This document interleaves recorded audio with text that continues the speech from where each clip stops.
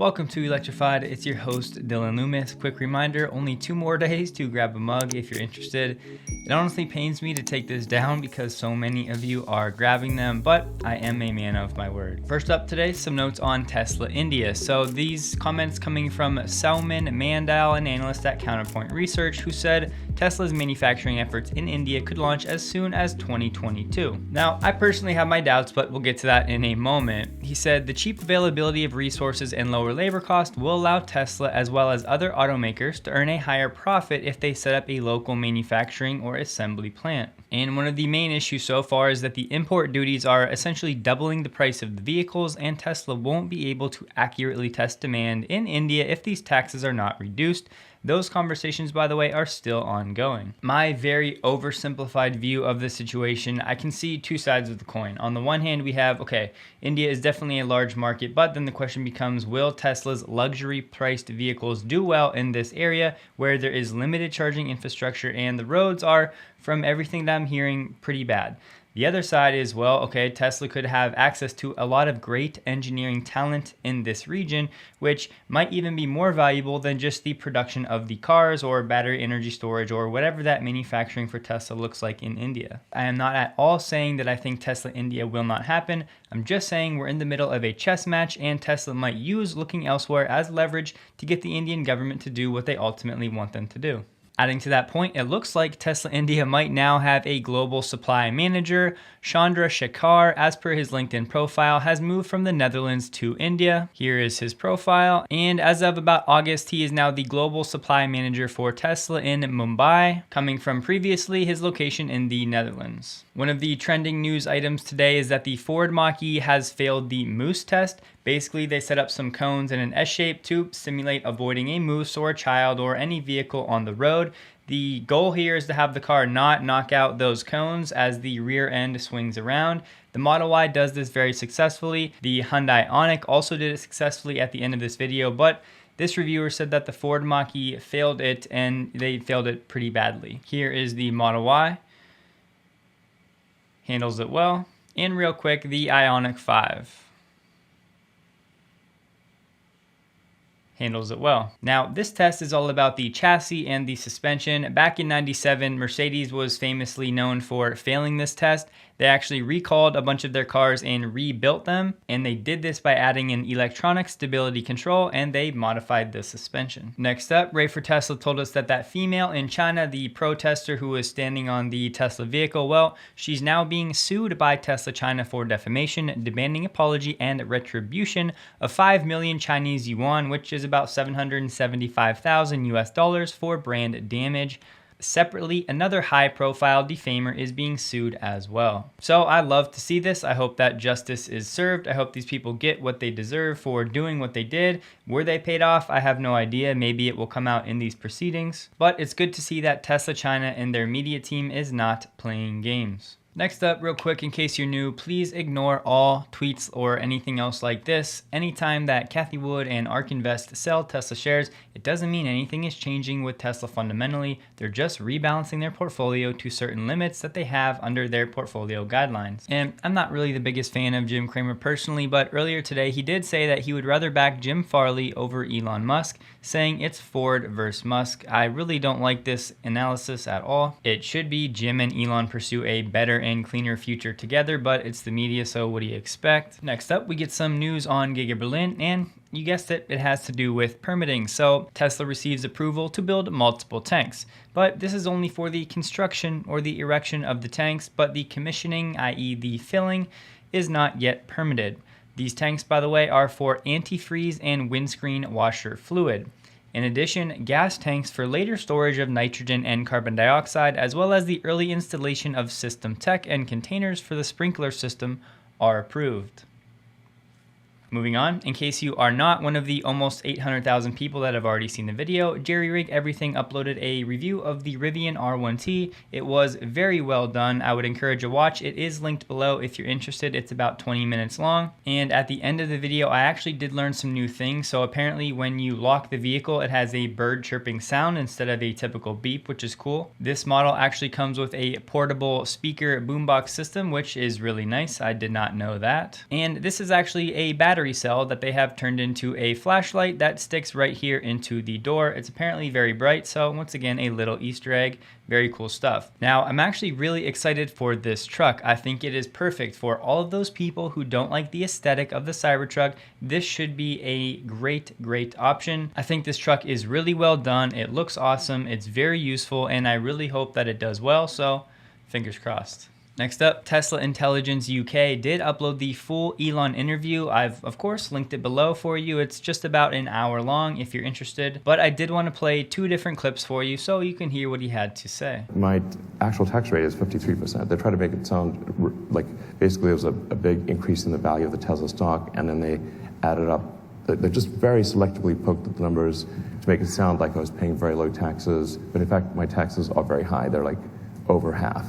And there was like 1 year where I think my taxes were basically zero. And the reason for that was because I'd overpaid taxes the year before. I forgot to mention that.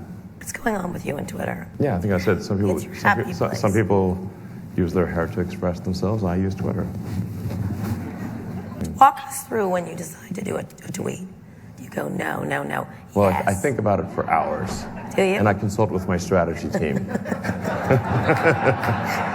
You just literally go, yeah. Yeah. Or maybe I'm wasted on it. I've gone. Let me shoot myself in the foot. Bam. Now let me shoot myself in the foot. Bam. Yeah. That describes some of my tweets. Yeah. You know, like Biden held this EV summit. Didn't invite Tesla. Invited GM, Ford, Chrysler, and UAW. An EV summit on the White House. Didn't mention Tesla once, and praised GM and Ford for leading the EV revolution. So you were pissed. Does this sound maybe a little biased or something? And then, you know, just not the friendliest administration. Seems to be controlled by the unions, as far as I can tell. We published the safety stats, like basically miles driven on autopilot and miles driven manually, and this, I mean, it's an order of magnitude different. So, like, people can say, oh, well, you're playing with the statistics. I'm like, listen, we're just saying miles driven on autopilot, miles not driven on autopilot, and there's a factor of 10 difference. So, I mean, even if we were, like, we're not fiddling with the statistics, that's just, this is not subtle, is what I'm saying. It's not subtle. Now, when we were embarking on the autonomy front, someone told me a thing that's quite true, which is even if you, for argument's sake, reduce fatalities by 90% with autonomy, the 10% that do die with autonomy are still going to sue you. Right. The 90% that are living don't even know that that's the reason they're alive. Nonetheless, I've had many conversations with the Tesla Autopilot Full Self-Driving team, who are just an outstanding group of people, and saying, like, listen, guys, it is better to pursue, like, the reality of doing the right thing matters more than the perception of doing the right thing. And as long as we are confident that we're doing the right thing, even if we are criticized and sued and all that, we should nonetheless do the right thing and not care about simply the perception of the right thing. And this next part is getting a lot of attention right now, so I definitely want to cover it. That's why you're encouraging people to not share videos, making them sign NDAs. Just be curious. No, I mean, there's a lot of videos being shared. But the NDAs. Pardon me? The NDAs for the full self-driving beta? I don't know. People don't seem to listen to the NDA. I mean, I'm not sure there's... I don't know why there's an NDA. We probably don't need it. And people just are ignoring it anyway, so I'm not sure it matters. All right. I'm going to ignore this. So, in case you're not familiar, basically Tesla did seemingly have NDAs. Whether this was from Elon or Elon didn't even know, we'll probably never really know. But it was for the FSD beta testers, saying that they were encouraged to be careful what clips they shared because Quote, and this is from Gally on Hyperchange, Tesla doesn't want us sharing all the clips from the videos just like when it looks good because they know people take it out of context. And of course the NDA isn't preventing people from posting or sharing videos, it was just encouraging people, as I said, to be selective about what they share because people want Tesla to fail. So on one hand, we definitely need full transparency to the technology. The world needs to know the state that it is in so we can all be cautious and careful in terms of recommending it. And as new people get it, especially right now where there's going to be thousands of new people with the technology, they need to be aware of, yes, even the bad clips that would be ammunition for people that want Tesla to fail. But at the same time, these edge cases are going to be taken by these organizations that, look, there are plenty of people with a ton of money that are definitely anti-Tesla and truly want them to fail and are doing all kinds of shady things. So giving them ammunition when they're going to gloss over all of the incredible things that this technology is doing. Like overall, in 90% of situations, it is awesome. It is so good and so far beyond what anyone else is doing, yet that 10% that's going to twist and distort everything, it matters. And Elon being cautious and aware of that and sharing that with the beta testers, you know, is it right or wrong? You can argue both sides, but let me know what you guys think. What side would you personally be on? Next up, get this, for the county fair at Giga Berlin, they need, you guessed it again, more permits. Tesla applying for 2 special permits required for the county fair, one being the simultaneous presence of 9,000 people, and the second holding an event in the water protection area. Basically, they have to say and be careful with anything that could pollute the water. And this is even more crazy and frustrating to me because you have Volkswagen who did what they did with Dieselgate, and none of these German authorities that are requiring Tesla to do all of this absurd permitting, none of them blinked an eye when Volkswagen had that Dieselgate situation, to my knowledge. So it's just like, there's a little bit of bias going on, I think. But anyways, that is all for today. Please take a second to like the video if you did. Hope you all have a great day, and a huge thank you to all of my Patreon supporters.